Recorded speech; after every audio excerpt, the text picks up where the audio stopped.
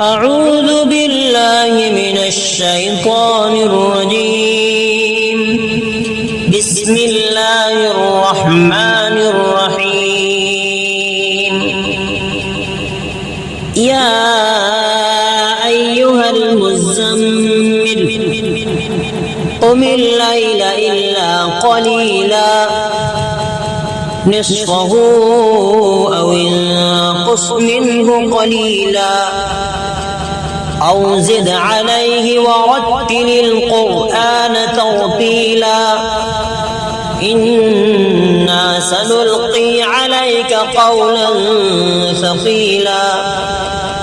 إن ناشئة الليل هي أشد وطئا وأقوم قيلا إن لك في النهار سبحا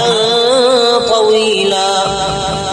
واذكر اسم ربك وتبتل إليه تبتيلا رب المشرق والمغرب لا إله إلا هو فاتخذه وكيلا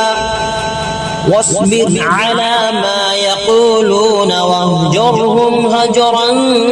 جميلا وذرني والمكذبين أولي النعمة ومهلهم قليلا إن لدينا أنكالا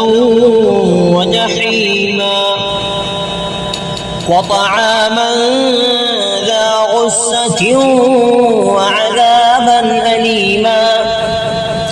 يوم ترجف الأرض والجبال وكانت الجبال كثيبا مهيلا إنا أرسلنا إليكم رسولا شاهدا عليكم كما أرسلنا إلى فرعون رسولا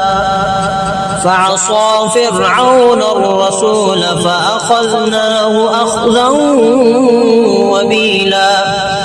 فكيف تتقون إن كفرتم يوما يجعل الولدان شيبا السماء منفطر به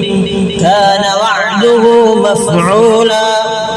إن هذه تذكرة فمن شاء اتخذ إلى ربه سبيلا.